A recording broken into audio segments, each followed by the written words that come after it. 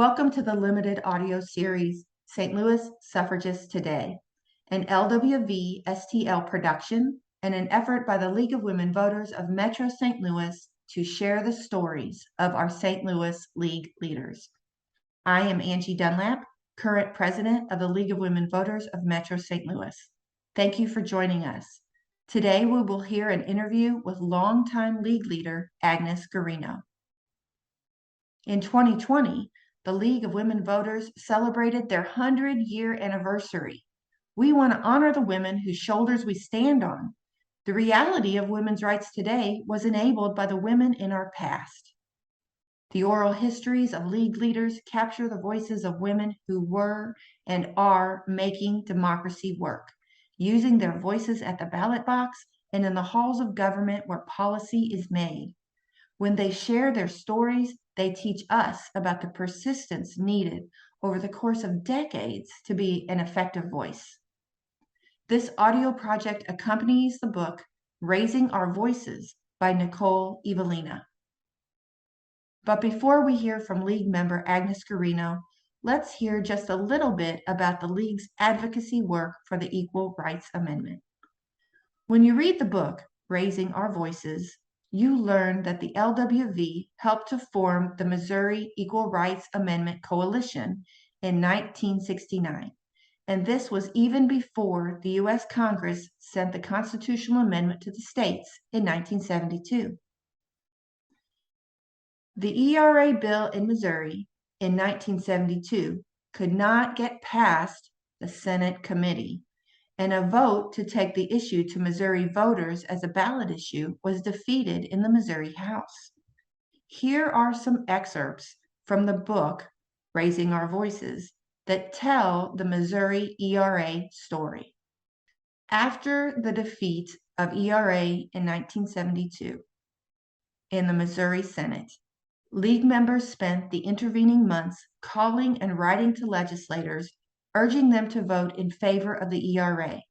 Those who could hosted coffees and other public events where they were urged to ask candidates for the Missouri House and Senate, if elected, will you vote for the ratification of the Equal Rights Amendment to the U.S. Constitution? Members were urged to push until they got a clear answer so that there would be a public record of where each person stood. But Missouri native Phyllis Schlafly led the opposition to the ERA, founding the organization Stop ERA in 1972. And this organization was renamed the Eagle Forum in 1975. In an editorial reply that aired on St. Louis television, Schlafly claimed that the ERA, quote, is a fraud which will take away from women the right to not take a job, the right to care for her own baby in her own home, and to be financially supported by her husband, end quote. She claimed it would make women subject to the draft and for combat duty. Despite the misinformation being circulated, the LWV-US saw favorable momentum and predicted that the ERA was likely to be law by May 1973. But back in Missouri, Governor Bond was a strong supporter of the ERA, and he helped launch a ratification campaign in 1973. But the Missouri Senate Committee still would not vote to send it to the floor. In 1974, opponents of the ERA added to their argument that the passage would affect abortion laws and legalize same-sex marriage. But still, the Missouri Senate Committee would not send it to the Senate for a vote, which meant that 21 of our 34 state senators had no opportunity to participate or hear any debate on the issue, or to cast a vote, either for or against, on something as important as a proposed amendment to the U.S. Constitution. In 1975, in Jefferson City, Governor Bond and the Missouri Equal Rights Amendment Coalition were working hard to get the ERA up for a vote. And to the supporters' joy, the House voted to ratify it 82 to 75. However, the Senate voted no, just as they would each year it came to them, all the way through 1982. Those were all Missouri ERA details from the book, Raising Our Voices. In this interview with Agnes Garino, League intern Anna Reynolds hears about the ERA and many other League efforts in the 1970s, 80s, and 90s, both statewide and locally. Enjoy. If you recall, when did you join the League and why? Probably not too far into 71. I had heard about the League when I was growing up in Iowa. I was living just south of Webster Groves, so I joined the Webster Groves League. And then a year and a half later, when I moved to Kirkwood, I joined the Kirkwood League. I joined the League for a number of reasons. One, I had just moved here, and anybody I had known when I first moved here had moved away. It was great because we had a lot of young mothers, and we had, as my son used to say, I'm going to the League meeting, which meant mom would go to the meeting and he would go to the sitter. We had hired a sitter that we had in at a church we took the kids to. He got to be very good friends of the other kids. So it was good for me as well as good for him. Oh, I love that. He was too young to go into preschool or anything like that. And we live in an apartment building in Marlboro. And other young women who were also interested in what the League was interested in, which was a great way to get to know people. A lot of those people I still know. We have a group that now, even during the pandemic, we get together online every Friday night. And one of those people is Sidell. I think she did mention that now that you say that. She didn't live in my area, but I got to know her later. But beyond that, I really didn't know anything about St. Louis. Plus, my background is I have a social science and journalism background. Things went on because of the various places I was involved in League. I was able to use that background.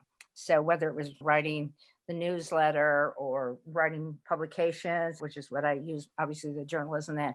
My uncle had been an alderman in my hometown.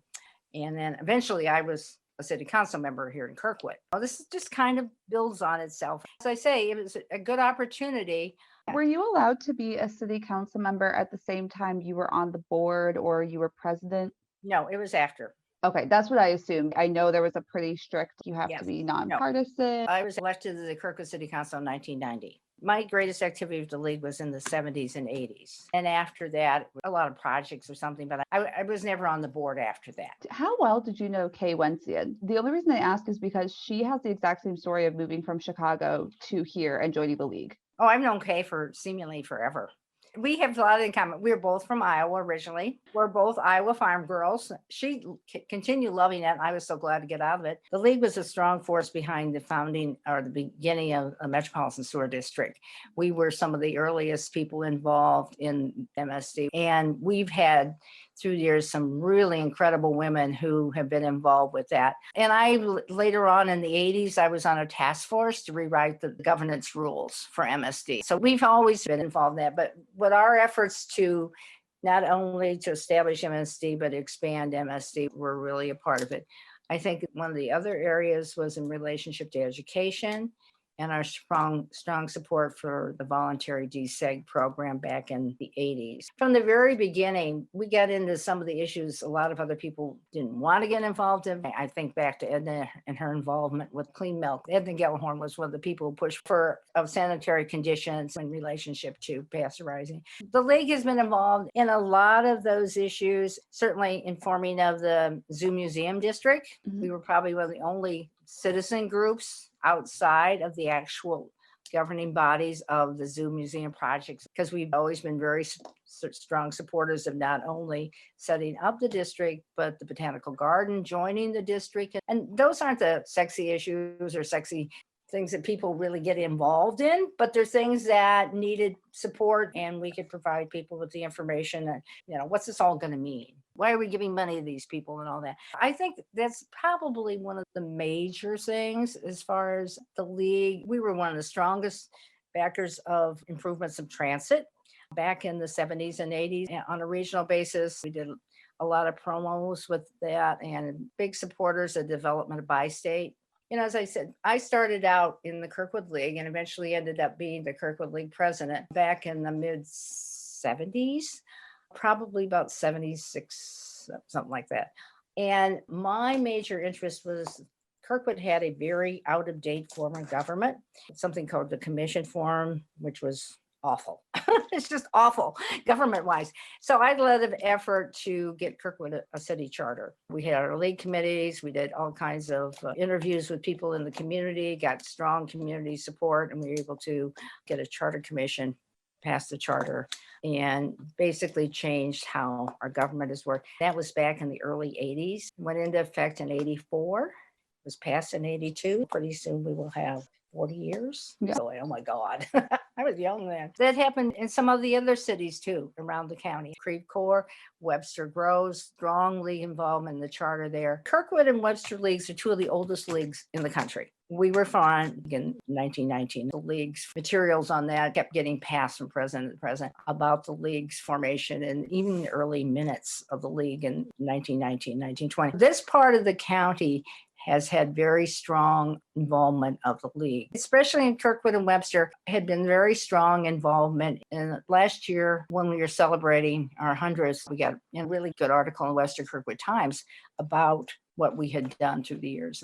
Yeah, I think the league has a lot of credibility with a lot of different governing bodies. I think that helps. And I think the issues of what we do, those are the kind of things that interest me and have continued to interest me. I know one of my times when I was really, and I think was probably maintained my involvement, was the league's effort on the Equal Rights Amendment back in the 70s. We did a lot of different things in supporting and promoting passage. I passed on to Jean the other day in the office some pictures of some of us, and one of them is Brenda Banchak, who was also a president, pushing the baby carriage. And we're in the parade with our ERA t-shirts. Be quite honest, because I really could not believe there would not have been greater support for ERA. I just could not believe that. I've lived in various states in the Midwest. I grew up in Iowa. I went to school in Wisconsin. And then I lived in Illinois. And I'm thinking, Missouri can't be that different. And as I said, it was my continual interest in the big things league was about. And my real thinking that some way, somehow, with all that we were doing in other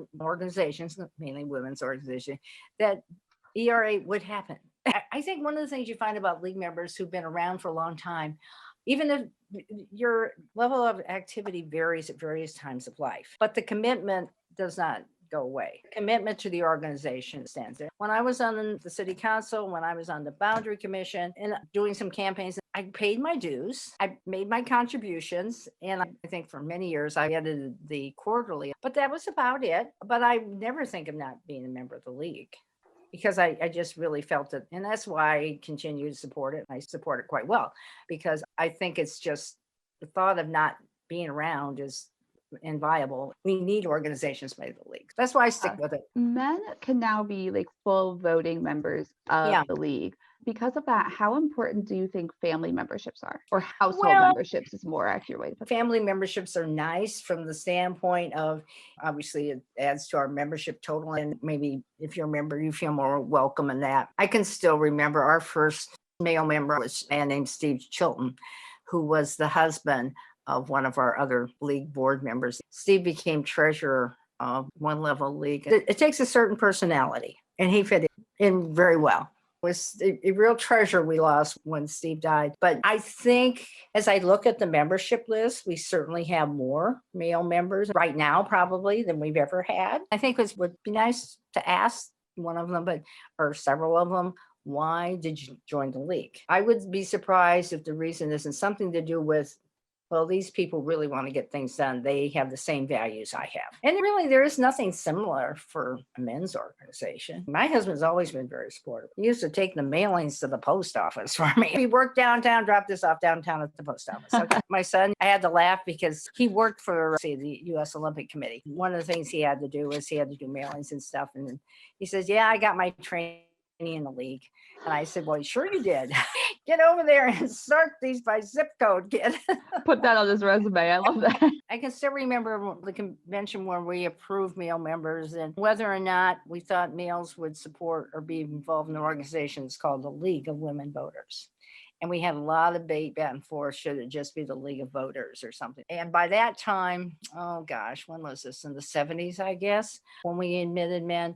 It was like we have how many years behind us if we'd been a new organization it might have been different. I think it was very strong to keep the name. And really some of the strongest comments were made by men because they really felt getting rid of that name would weaken that ability to demonstrate who you are and what you're doing, all that stuff. Well, you'd be taking away agency because men never had to fight for the right to vote. White Right. men never had to fight for the right to vote. I can't speak for people of color, but white men never had to fight for the right to vote. That's why there's no League of Male Voters. That's right. Even though we did so much more than even just fighting for the right to vote. Exactly.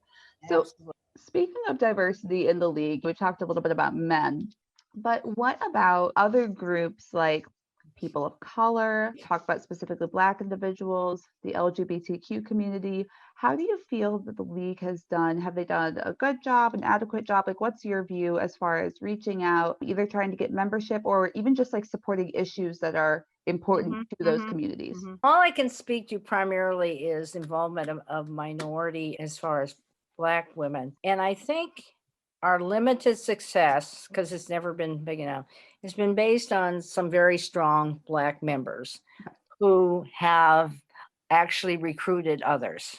And some of them have been in very special roles in that as far as getting their friends. And I think one of the things is that probably a lot of these women are very much involved with their church or their sorority. And there's only so much time in a day.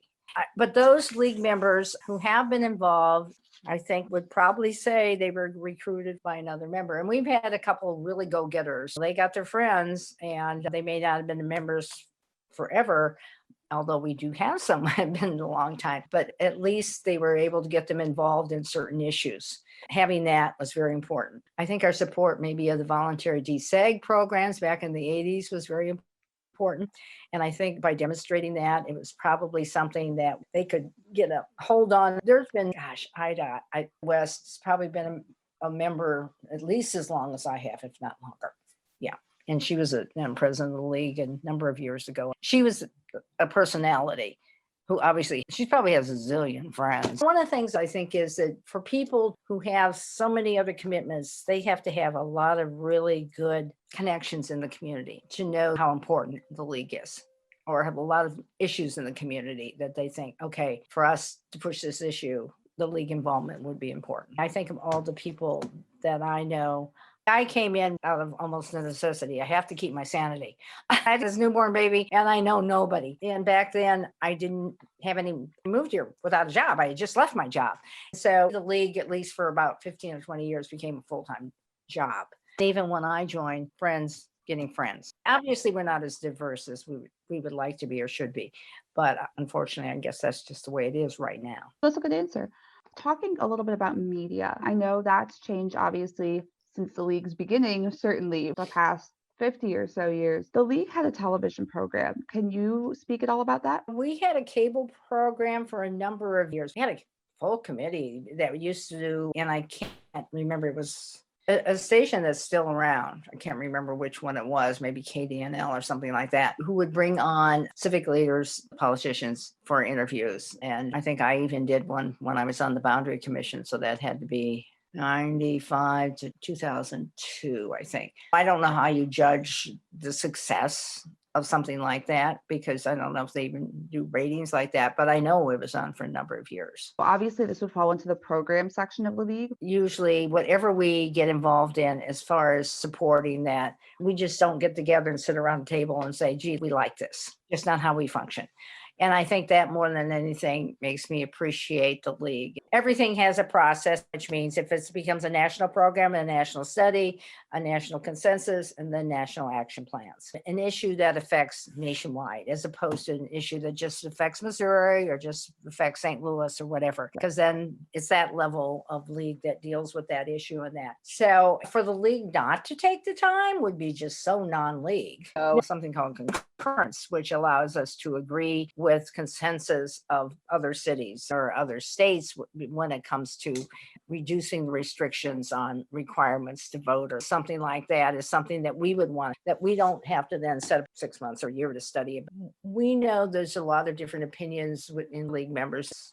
That's how we approach things. We didn't set that aside. We've done a lot of things internationally where we've had strong involvement with international issues. We would always have a study. I can't think of any issues that we wouldn't have. One of the reasons those of us who, as they say, have hung in there this long, appreciate the process. You like to get to a position on something feeling that you've done what you need to do to get there, and not going, how do we get here? Or why didn't we do more? And I think the key is being thorough enough without dragging something out.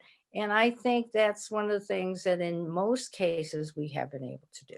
When you brought up concurrence, I was just wondering, let's say the Texas League of Voters, like the statewide, they decided on an issue and they said, well, this is our consensus, but the Missouri disagreed for whatever reason. Like they did their own study and they said, you know what, we actually came to this conclusion. Can two leagues disagree? Oh, sure. If it's not a national thing, yes, absolutely. Okay. Yeah, we don't usually, it's kind of like usually a state league proposes something and we can say, well, they really did a good study on this. This has to do with clean water or something has a scientific background and these people have done a great job. We'll look it over and if it seems like something we would agree, we'll concur. With bipartisan issues, I know we've talked about the fact that you did not run for city council when you were a board member, right. And obviously that makes sense. What about some of these more contentious national races, Goldwater, Trump? Did you ever feel kind of personally affected by that? Did anyone ever accuse you like, oh, you're favoring progressives? I see you over there. No, I was thinking about that because I joined in 70, 71, and I heard about the situation with Goldwater. We never had that problem during when the Bush were running and that, or even Romney and then whatever the situation was. When the candidates take such diametrically opposed positions to long held, or not even long held, but strongly held league positions, say, gee, let me vote for that person. Yeah, let me vote, because you're basing your response on how I see myself in relation. You wouldn't be sticking with the league if you didn't agree with at least most of their positions. Then you think, well, okay, but we don't keep that. That's not a part of our discussions because then a lot of it goes through the time when you talk about some of the race stuff like that, you might bring into with the DSEG stuff. We were very supportive of voluntary DSEG and that. And we were one of the major proponents of the plan. And I don't think there was anybody out there at the time that was really adamantly opposed. There were some individuals that were, but as far as organizations and political groups and that. And the key issue is how the candidates look at the issues we look at. And that's why it becomes difficult. A lot of that gets involved with, say, environmental issues. Yeah. I don't think of the importance of clean water, clean air. It's been huge, and we've always had some of our best people would go to Jeff City and argue in front of these incredible committees and stuff, and it would just go over their heads. Yes, you're going to kill the such and such. Why do you want to save the such and such? But those to me are much trickier than candidates. It's trying to get people to understand. I guess that's one of my frustrations. I admire everybody who goes down to Jeff City to try to persuade these people that, a lost cause. But I think the thing is you want to make sure that they understand there are people out there that don't agree with you or think there's another approach. When it comes to legislators, I think there's a lot of black and white. You're either right or you're wrong. And then let's not even think about why some of the things you're saying I might eventually agree with. Right. And you have to take a platform, but sometimes that platform doesn't leave room for real people. Right. Back in my younger, I sat in on a lot of those hearings in Jefferson City and I just wanted to scream, but I didn't. It's a kind of situation where the league has always, I think, handled the whole nonpartisan thing. We have to, because if we're going to provide the kind of information we're going to provide, we can't have people thinking that this is slanted toward one way or the other. If you want to know our positions on issues, that's one thing. But if you want, good sound information, nonpartisan information, you can trust what we're going to give you. That's it. Well, I think it's in your name too, because you call yourselves the League of Women's Voters. You're not the League of we're going to endorse XYZ candidate. Oh, no. I say you're for every female voter. Really, you're for any voter at this point. But the whole point being, historically, you were a resource for women who were starting out voting. Yes, that's right. Yes. I think obviously our history has played a big role. How have changes in the political climate over the years affected the league, whether that's the work, the membership, anything? Well, I think for one thing, there's certain examples you could say. Certainly, we've had this great in membership since 2016. I think there's been a real concern that has brought a lot of people in. I think a lot of the laws are attempting to pass legislation that restrict voting is just really appalled people.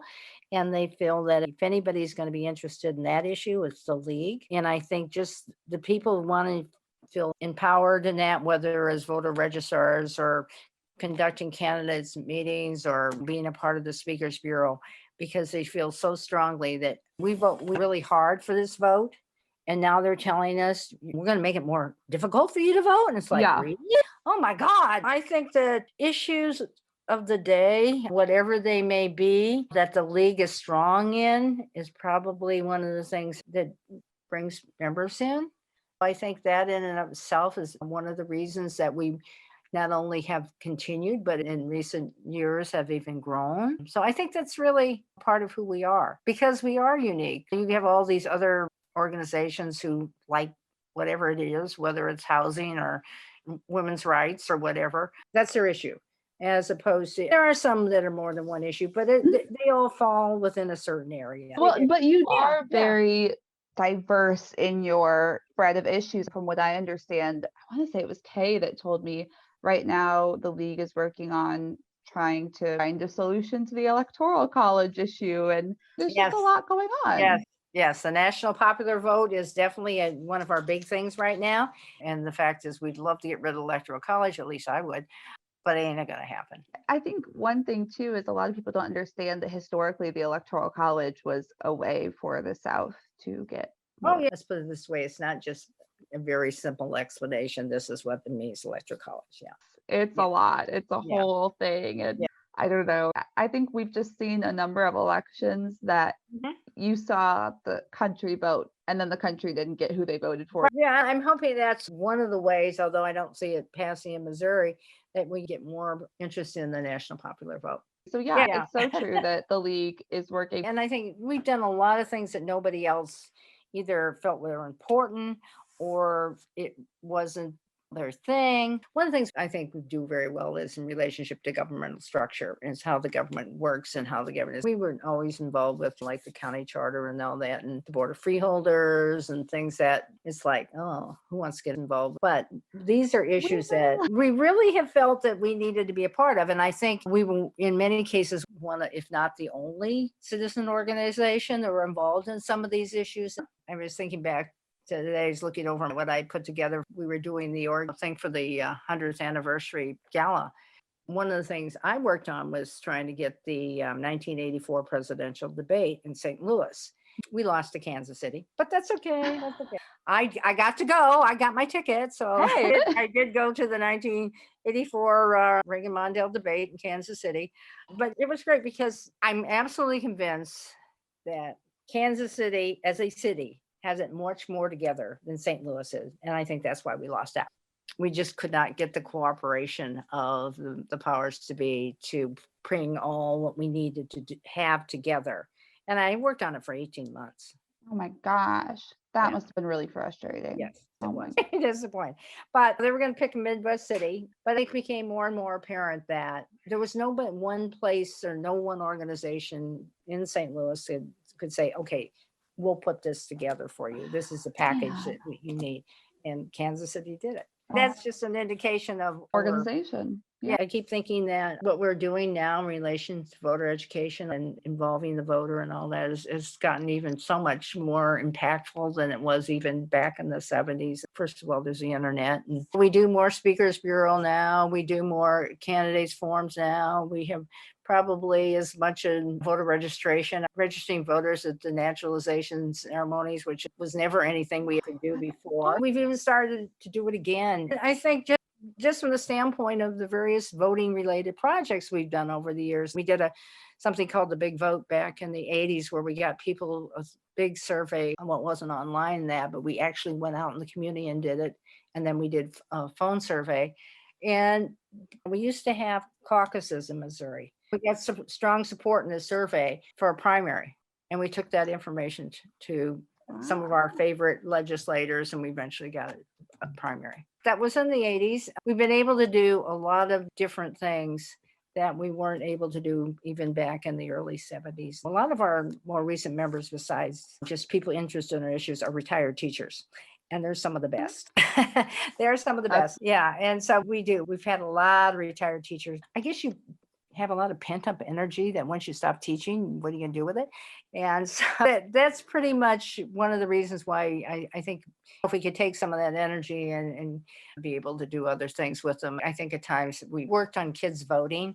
I don't know if you're familiar with that. Yeah. Yeah. I do. I think my almost 10-year-old granddaughter now, who is interested in everything, and I'm thinking that's such a pliable age. You just throw things at them and they take it over. I really would hope that we could do more with kids. And we talked last year about doing something with scouts and stuff like that, providing a curriculum or some kind of program that could go with earning certain badges and stuff like that. I just think getting these young girls involved. I know we've had a number of programs. One of my good friends I've known forever, who was a civics teacher at Kirkwood High, went back after she retired and she registered all the kids who are going to be 18 by election day. There's a lot of things that can be done to get these young kids. A lot of them are doing things on their own, but I think the league can do a lot too. I remember the frustrating thing about kids vote was, at least from my perspective, I always just voted the way that my dad was going to vote. And my mom usually did too, until I went to college and one of my majors was political science. And then I was like,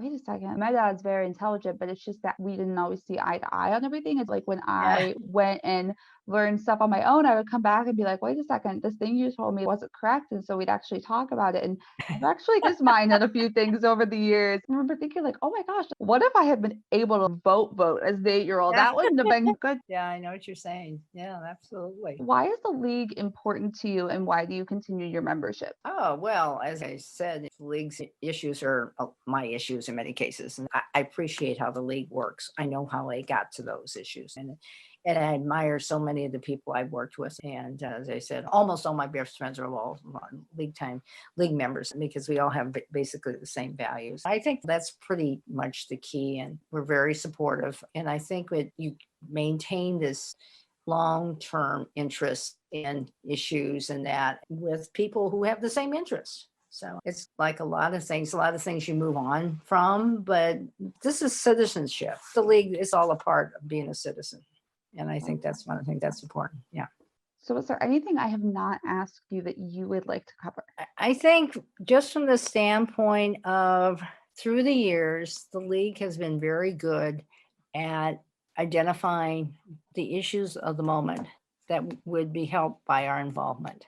I think that in a lot of ways, it's maybe in relationship to governmental structure, it's in relationship to various environmental issues. I think we're willing to be involved in things that can be controversial as an issue, but know that because of how we do things, we can value input. I wish we could do more in Jefferson City. We're willing to do a lot of different things. We don't just write letters. We testify. We have a whole way, and we don't give up easy. I'm thinking back on the whole 102 years, and that would be the last thing anyone should say about the league. It's a really strong commitment to what we think is important. That's our strong commitment to ERA. We know where we can have impact. You have to be able to pick and choose and be willing to stick with, we just, as they say, into our second 100 years. So that's awesome. Okay. All right. Well, thank you so much for your time this evening. Thank you. Welcome back. Did you hear Agnes mention several things that the St. Louis League has worked on over the years? MSD, the Zoo Museum District, the Kirkwood City Charter, and a league TV program. Another thing that I want to point out is Agnes's reference to how Missouri used to have presidential caucuses instead of primaries. However, since this interview, the Missouri General Assembly passed HB 1878, and that brings caucuses back to Missouri for the 2024 presidential race. The LWV supports the primary process for presidential races. But as Agnes reminds us, the league, we do not give up. And just a little bit about the Equal Rights Amendment today. At the League National Convention this summer, 2022, the LWV reaffirmed our commitment to adding the ERA to the United States Constitution. Enough state legislatures have passed the amendment, but it's after the ratification deadline. Missouri still has not passed the Equal Rights Amendment. So this fall, a member of the St. Louis League, Cherry Crockett, was the impetus of a national LWV letter writing campaign. We wrote letters to U.S. senators to take a vote to extend the ratification deadline. But still, today, there has been no action. But what do we say here? We will not give up. Thank you for listening today. Agnes Garino has been an active member of the Centennial Committee, and we thank our Centennial Committee who worked many hours to honor the suffragists of yesterday, today, and tomorrow. The interviews were conducted in 2020 and 2021 during COVID, mostly via Zoom. Come back to hear even more about the League's past and present. This oral history project was made possible through the generous donations of League members. It's produced by Cindy Lenz and Angie Dunlap. Thanks again for listening.